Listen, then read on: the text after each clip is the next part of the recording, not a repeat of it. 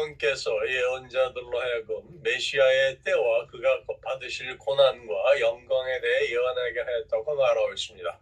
여기에 예언자들이 간절히 알기를 원하며 열심히 상고하고 예언한 것은 예언의 내용, 곧 메시아의 때에 대해 온전히 이해할 수 없었기에 이는 예언자 자신과 당대 사람들을 위한 것이라기보다는 후대의 그리스도인들을 위한 것이었습니다. 이처럼 구약시대의 예언자들이 성령의 지시하심을 받아 말씀을 상고하여 메시아의 고난과 영광을 예언하였던 바와 같이 신약시대에 복음을 전하는 자들도 성령을 힘입어 메시아의 고난과 영광, 즉 복음을 그리스도인들에게 전하였다는 말씀입니다. 그리고 이 구원의 약속이라고 나오죠. 첫 부분의 시작이 이 구원의 약속이 완전한 성취는 예수 그리스도의 탄생과 죽으심 그리고 부활과 승천에 의해서 이루어졌음을 성경은 증거하고 있습니다. 우리가 여태까지 시편을 상고하면서 어떤 부분에서는 다윗 왕이 예수님을 예표한다는 말을 자주 했습니다. 이와 같은 관점으로 구약에 나타나는 구원의 그 역사적 이스라엘 백성들의 그 구원의 역사적 사건들은 장차 있을 구원의 그림자들로 창세기에 이미 연단 하나님 이 구원 약속 선언은 그리스도의 구원의 사역으로 완전한 성취를 이루었음을 여기서 지금 말하고 있는 거예요. 따라서 비록 이 33편 이 시는 이스라엘의 국가적 위기 상황에서 하나님의 도우심으로 구원을 받음으로 구원의 감격에 겨워 하나님을 찬양하는 시이지만 본시는 저자 한 사람의 고백이라기보다는 지금 현재까지 하나님의 섭리와 은혜 아래 살고 있는 전 인류의 고백이요 찬양이 될 수 있다는 점에서 그 중요성을 우리에게 더해집니다. 이 시가 가지고 있는 의미가 바로 여기에 있습니다. 단지 다윗이나 그 당시 히스기야 왕 때 그 사건을 기록한 시인의 마음뿐만이 아니라 이 시를 통해서 하나님의 그 섭리와 은혜에 살고 있는 전 인류가 같은 고백을 해야 하며 이것이 우리의 찬양이 될 수 있다는 겁니다. 이제 본시로 들어갑니다. 우리 1절에서 3절 서론 부분을 보세요. 너희 의인들아 여호와를 즐거워하라. 찬송은 정직한 자들이 마땅히 할 바로다. 수금으로 여호와께 감사하고 열줄 비파로 찬송할지어다. 새 노래로 그를 노래하며 즐거운 소리로 아름답게 연주할지어다. 오늘은 이제 이 세 절만 보시겠는데 1절에서 3절은 서로 부분으로 찬양의 권유를 나타내고 있습니다. 시작 부분으로 하나님을 찬양할 것을 명령적인 어투로 기술하고 있습니다. 얼핏 보기에 지난주에 살펴본 32편 우리 마지막 절 보세요.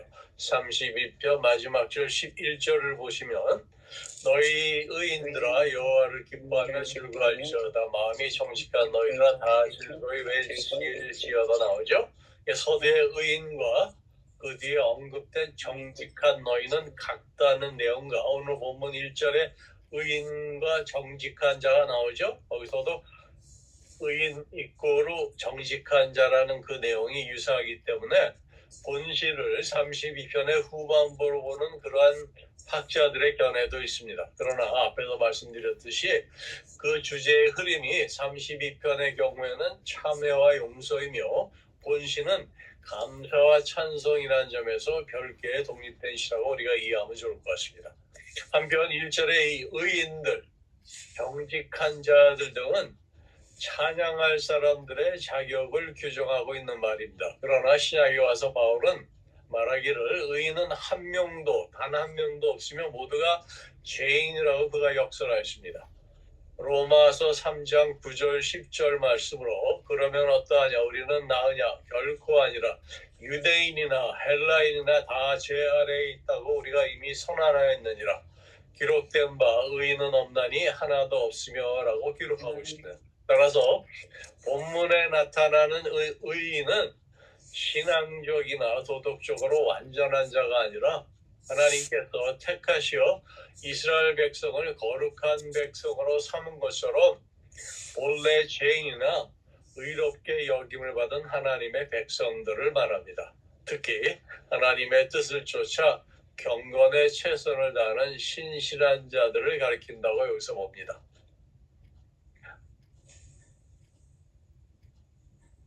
그래서 로마서 5장에 이러한 내용이 잘 설명되어 있는데 이 로마서 5장은 복음의 핵심 케르기그마입니다. 우리 같이 로마서 5장을 보겠습니다.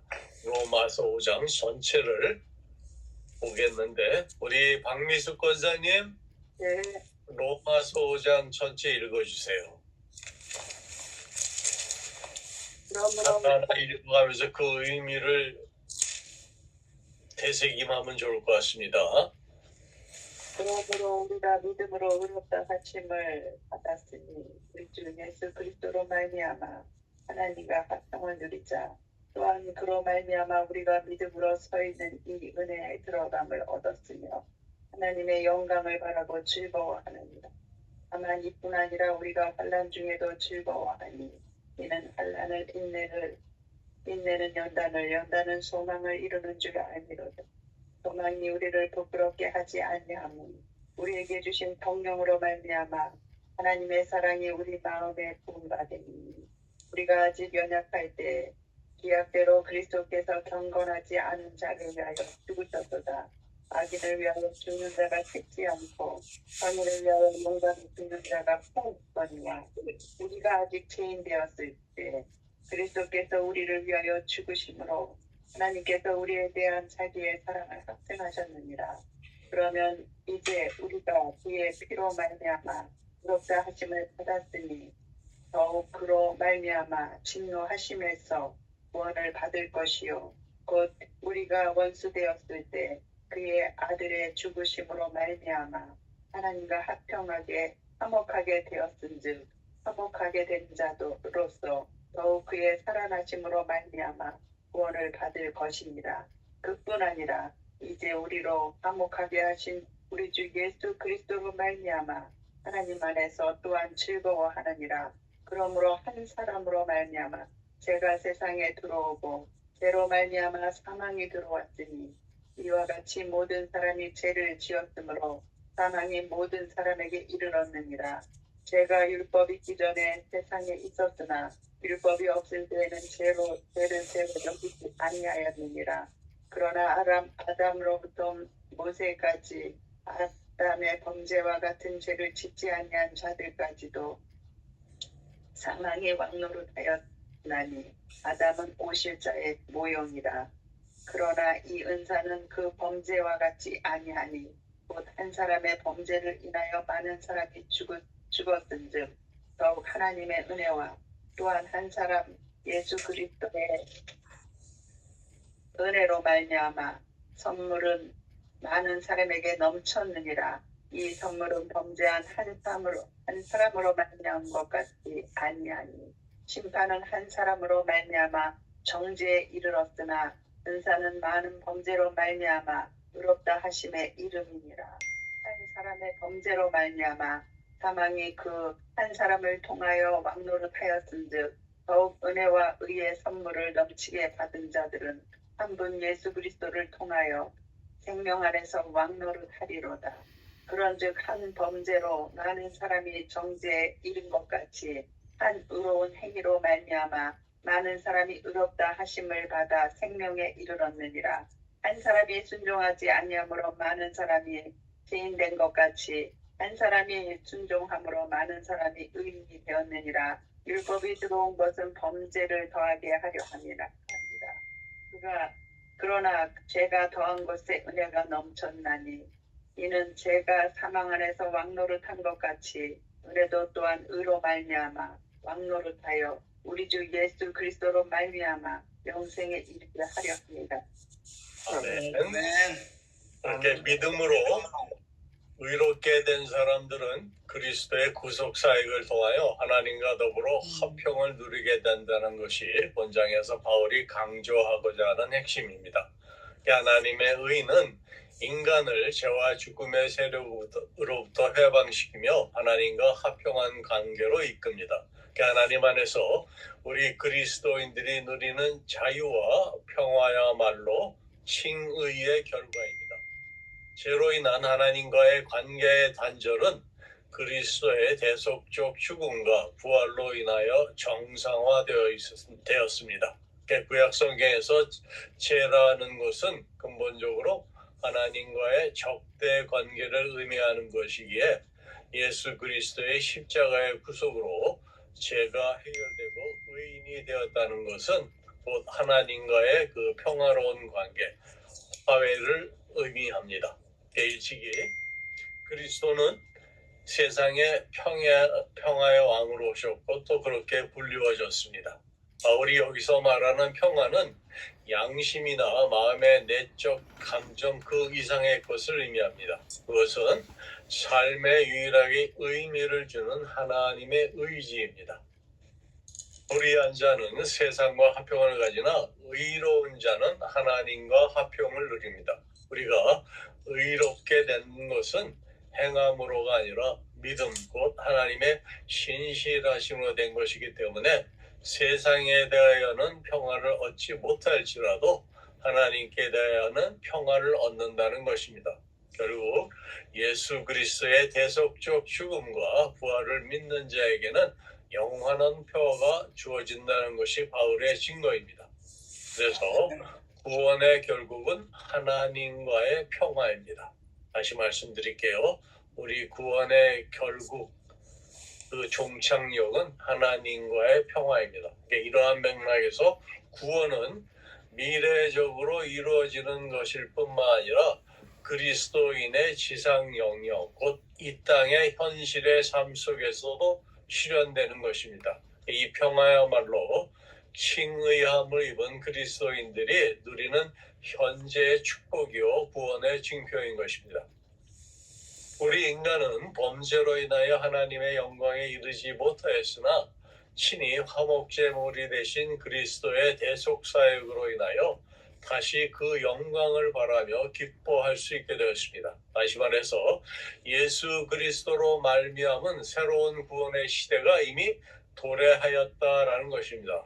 그러나 사탄이 지배하는 옛 시대는 그리스도가 통치하는 새 시대가 출현하는 장소, 그 영역이 됩니다. 그래서 구원을 받은 그리스도인들은 이 지상에 사는 동안 이미 여기에 존재하고 군림하고 있는 세력으로부터 위협을 받을 수밖에 없습니다. 이것이 바로 종말을 사는 우리 그리스도인들의 삶의 역설적인 측면입니다. 그러므로 바울은 그리스도인들의 그 믿음에도 불구하고 그들의 삶 가운데 계속될 세상의 위협에 관하여 말하고 있습니다. 그들은 하나님과 화평한 관계를 가지게 되나 세상의 환난을 겪게 될 것이라고 말합니다. 하지만 우리 그리스도인들은 이 필연적인 고난을 이기고 오히려 환난 가운데서도 기뻐해야 한다는 것입니다. 바울은 그의 다른 서신서에서도 그리스도인의 이 역설적인 존재 양태를 누누이 강조하고 있습니다. 그래서 대표적인 말씀으로 빌립보서 1장 29절로 그는 이렇게 말합니다. 잘 들어보세요. 그리스도를 위하여 너희에게 은혜를 주신 것은 다만 그를 믿을 뿐만 아니라 또한 그를 위하여 고난도 받게 하려 하심이라. 이렇게 세상이 주는 환난까지도 그리스도를 위하여 고난받는 삶이 곧 그리스도인의 삶의 모습입니다. 고난은 기쁨을 제거해버리는 것이 아니라 오히려 상승케 하며 자랑의 근원이 된다는 것입니다. 이렇게 바울은 그리스도인의 삶의 절정을 희망적인 것으로 보았습니다. 바울은 그리고 본장에서 의롭다 함을 받은 인간은 궁극적으로 마지막 아담의 통치를 받게 된다는 사실을 강조하고 있습니다. 마지막 아담이 누구죠? 예수 그리스도. 예수 그리스도를 말합니다. 바울은 이 두 아담을 말하고 있거니와 첫 번째 아담은 죄와 사망을 의미하는 것으로 아담 안에서 모든 사람이 죽었다라고 말하고 있습니다. 모든 인간은 첫 번째 아담의 후예로 태어나면서부터 죽은 자요 타락한 자라는 것입니다. 첫 번째 아담의 세계는 죄와 사망이 지배하고 다스리는 세계입니다. 즉, 그 세계는 하나님과 분리된 세계이며 사단이 들어와 대신 지배하는 세계이니 칭의함을 받기 이전에 모든 인간은 이러한 첫 번째 아담의 통치 아래에 있다는 것입니다. 그러나 메시아의 통치는 첫 번째 아담에 의해 비롯된 죄와 죽음의 통치와는 대립되는 것으로서 메시아의 새로운 통치 아래 들어가는 것입니다. 첫 번째 아담은 범죄한 자로서 그로 인하여 죄가 들어와 세상을 지배하게 되었지만 그리스도는 죄가 없는 분으로서 죄와 사망의 권세를 모두 깨뜨려 승리하신 분입니다.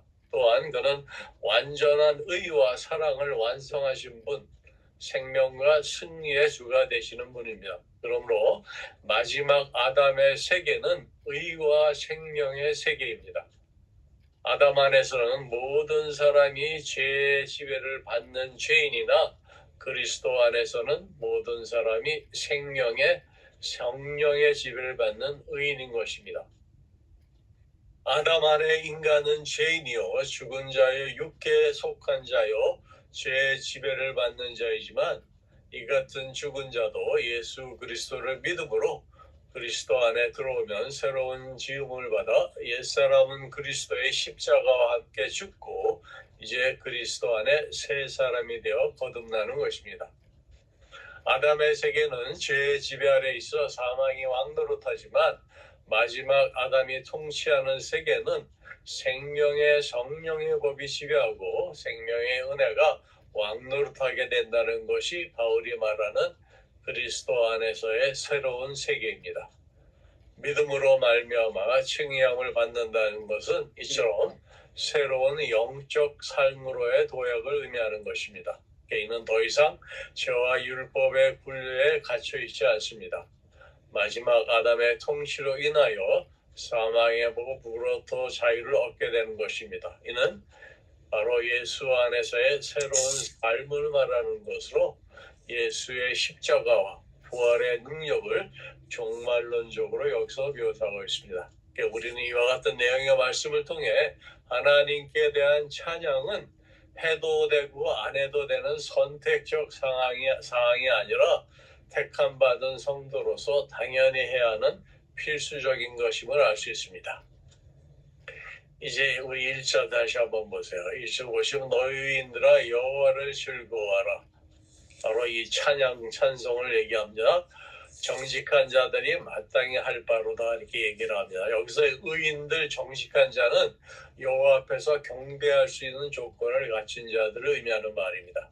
구약 시대에 성전에 들어가 여호와를 경배할 수 있는 자격은 율법의 말씀에 순종하는 자들에게만 그것이 부여되었습니다. 물론 이들은 하나님처럼 도덕적으로 완전한 자들을 가리키지는 않습니다. 그러나 적어도 하나님의 은혜를 체험하고 그 은혜 가운데서 사는 자들이었습니다. 이와 관련하여 칼빈은 이렇게 말합니다. 하나님의 선하심을 맛보지 못한 불신자들은 결코 마음으로부터 주를 찬양할 수 없으며 또한 하나님께서도 불신자들의 불경스러운 입으로 당신의 이름을 부르는 것을 기뻐하지 않으신다고 그는 이렇게 말하면서 이 구절을 이렇게 해석을 하였습니다. 그러므로 경건한 무리들은 여호와를 찬송하는 일에 열중해야 합니다. 왜냐하면 주께서 그들의 삶 속에 여호와를 찬송할 수 있는 조건, 곧 경건한 마음과 뜨거운 열정을 주셨기 때문입니다. 이러한 점에서 마땅히 할 바로다라는 그 뒤에 나오는 그 말은 몰두할 것이로다 또는 열심히 해야 할 것이로다로 우리가 해석하면 좋을 것 같습니다. 이렇게 이스라엘 민족은 택하신 민족으로 당시 하나님을 믿고 하나님을 의지해서 살았으므로 다윗은 이들을 가리켜 의인들이라고 말한 것입니다. 즉 이스라엘 민족이 무력이나 인간적인 노력으로 적군을 이긴 것이 아니라 믿음으로 승리를 거두었기 때문에 다윗이 그들을 의인들이라고 부른 것입니다. 또 정직한 자라고 했는데 이는 인간의 윤리나 도덕적인 면에서 정직하다는 것이 아닙니다. 하나님이 보실 때 인간의 행위는 정직한 것도 없고 의로운 것도 하나도 없지만 하나님을 의지하고 믿었을 때 그 믿음 안에는 의가 따르고 정직함이 있다는 뜻입니다. 죄인일 수밖에 없는 연약한 인간임을 시인하고 하나님만이 힘과 능력과 의가 되신다는 것을 믿고 하나님을 의지하는 것이 바로 여기서 말하는 정직입니다. 그래서 찬송은 정직한 자의 마땅히 할 바로다라고 여기서 말하고 있는 것입니다. 이스라엘 민족이 힘이 없고 연약하지만 하나님을 믿는 믿음 안에서 승리를 거뒀기 때문에 하나님께 이렇게 찬송을 드리고 감사할 수 있는 것입니다. 이제 2절 3절 보세요. 수금으로 여호와께 감사하고 열줄 비파로 찬송할지어다. 새 노래로 그를 노래하며 즐거운 소리로 아름답게 연주할지어다. 수금으로 여호와께 감사하고, 여기 수금은 다윗과 그 제사를 전문하는 레위인 악사들의 악기였고 구약 시대의 모든 악기 중에 가장 고귀한 것으로 알려졌던 현악기입니다. 이 악기에는 울림통이 부착되어 있으며 그 줄의 숫자는 여러 가지였습니다. 그리고 비파는 줄대가 비스듬하게 생긴 현악기인데 여기서 중요한 사실은 이 악기들이 하나님의 영광을 위한 거룩한 음악에만 연주되었다는 점입니다. 즉 이 악기들은 예배용 악기들로서 우리가 사용되었음을 알 수 있습니다. 이렇게 2절 3절은 승전가를 하나님 앞에 부르는 광경입니다. 다윗은 왕으로서 예수님의 왕권을 대행하는 그림자입니다. 마태복음 1장 1절 말씀으로 아브라함과 다윗의 자손 예수 그리스도의 세계라고 기록하는 부분이 있습니다. 예수님을 아브라함과 다윗의 자손이라고 한 것은 예수님께서 믿음의 조상인 아브라함의 믿음을 성취하시기 위해 이 땅에 오셨고 또 다윗의 그 왕권을 수행하시려고 왕으로 오셨다는 것을 뜻합니다. 2000년 전에 오셨던 예수님은 모든 영혼의 왕이시고 그 영혼들의 주인이십니다. 지난 2000년 동안 모든 사람들의 영혼의 왕이신 예수님은 누구든지 그 진리를 깨달으면 그 사람의 주님, 곧 왕이 되어 그들의 마음을 진리로서 다스리십니다. 예수님이 재림하시기 전 세상이 주님의 다스림을 받기 전에 우리 그리스도인들은 이 진리의 말씀으로 말미암아 우리의 양심, 즉 우리의 영혼이 지배를 받고 다스림을 받아야 합니다. 이것이 곧 영혼의 구원입니다. 요한계시록에 보면 예수님이 이 세상에 오실 때 만물이 노래하며 주님께 찬송과 영광을 드리는 광경이 나옵니다. 우리 요한계시록 5장 13절 말씀을 함께 보시겠습니다. 요한계시록 5장 13절 말씀을 프란스인 네, 요한계시록 5장 13절 말씀을 읽어주세요. 한 절이요. 한 절이요. 내가 또 들으니 하늘 위에와 땅 위에와 땅 아래와 바다 위에와 또 그 가운데 모든 피조물이 이르되 보좌에 앉으신 이와 어린 양에게 찬송과 존귀와 영광과 권능을 세세토록 돌릴지어다 하니. 아멘. 이 네, 말씀이 아멘. 참 좋은 말씀인데 이 13절은 앞절의 찬송에 대한 모든 피조물들의 화답송으로 만물이 속한 전 우주의 구속을 성취하신 그리스도에 대한 찬양입니다. 우리 앞에 부분 7절부터 12절을 보세요. 7절부터 12절도 프란스인이 읽어주실래요? 7절부터 12절이요. 7절부터 그 어린 양이 나와서 보좌에 앉으신 이의 오른손에서 두루마리를 취하시니라. 그 두루마리를 취하심에 네 생물과 24장로들이 그 어린 양 앞에 엎드려 각각 검은고와 향이 가득한 금 대접을 가졌으니 이 향은 성도의 기도들이라.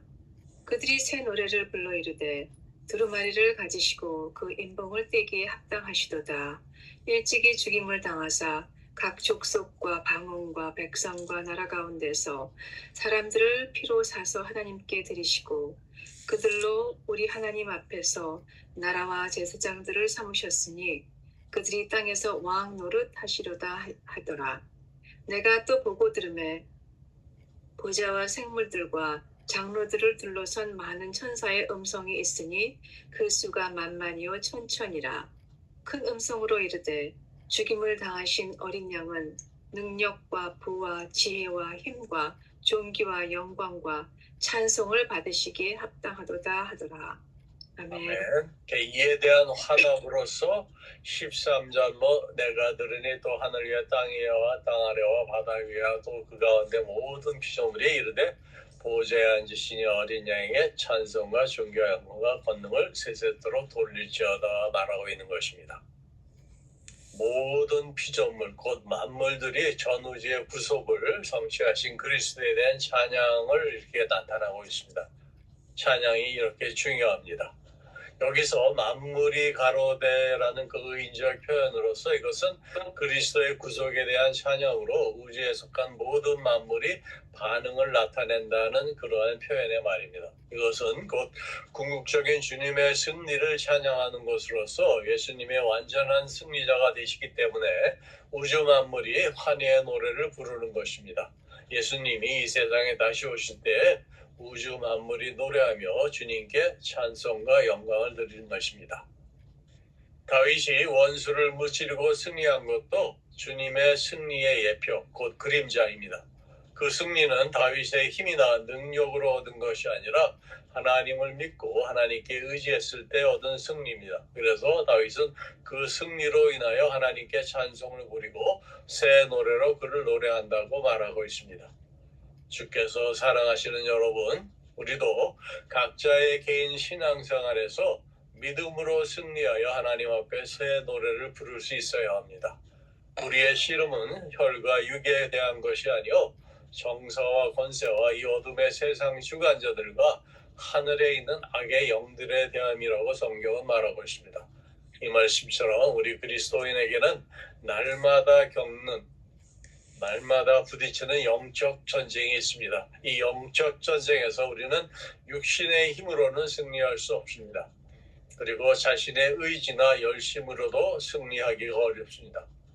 물론 참고 견디는 것도 있지만 모든 것은 믿음으로 살아가는 신앙의 생활 속에서 우리가 승리할 수 있는 것입니다.